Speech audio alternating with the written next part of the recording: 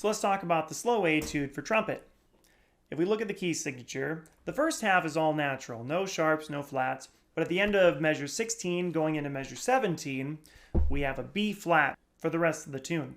Your time signature is 4/4, which means there's 4 quarter notes in every measure. There are several accidentals through the piece. You're going to find D sharp in measure 7 and measures 8. That's going to be fingerings 2 and 3.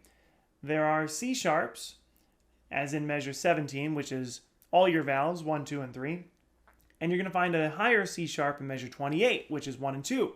There's also an E flat in measure 30, which is 2 and 3. Make sure you pay close attention to your accidentals, because accidentals carry through to the end of the measure. For example, measure 8, the first D sharp makes the next D sharp sharp. The 4 dynamic markings are P for piano, or soft, MP, mezzo piano, which is medium soft, MF, which is mezzo forte, medium loud, and forte, that's F, which is loud. Also pay attention to the crescendos and the decrescendos. Crescendo means to get louder, and decrescendo means to get softer. Some of the musical terms that you're going to come across in this piece include RIT period, which means ritardando. A ritardando is when you slow the piece down. A tempo, which usually follows a ritardando, which means to play the piece back in the original tempo. Andante is a moderately slow tempo, as is indicated by the tempo marking 66 to 72. For a poco ritardando, you're also going to gradually slow down to the end of the phrase. Let's talk about some of the different symbols that we'll find in this piece.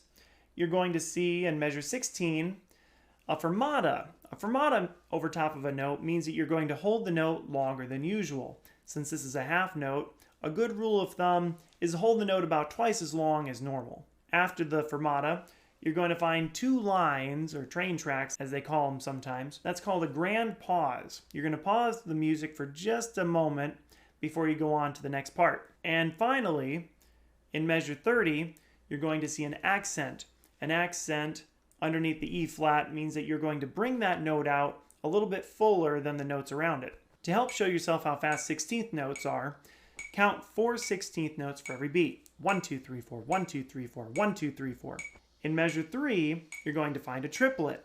There are 3 triplets for every beat. 1, 2, 3, 1, 2, 3, 1, 2, 3. Use these subdivisions to help know how fast to play a particular measure. Another thing to watch out for are ties and slurs. In measure 2, a lot of those notes are slurred, and slur means to not articulate the notes. But there's also a tie, and a tied note connects 2 notes together. When you're counting ties, sometimes it's good to leave the tie out, to play it articulated, ta, as in measure 2, ta, ta, ta, ta, ta, ta, with the metronome, ta, ta, ta, ta, ta, ta, ta, ta, ta, ta, ta, ta. And after you're comfortable with it, try putting the tie back in.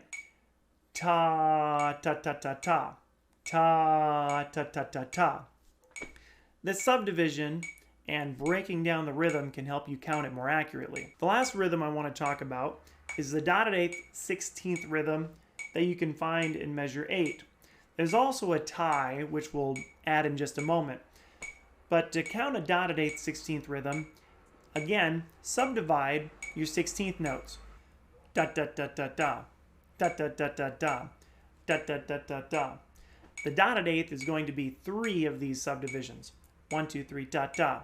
1, 2, 3, da da. And just like we were tying before, you put these 3 16th notes together to get the rhythm that you want. Da da da, da da da, da da da, da da da da da.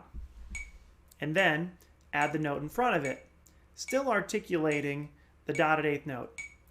Da da da da da da.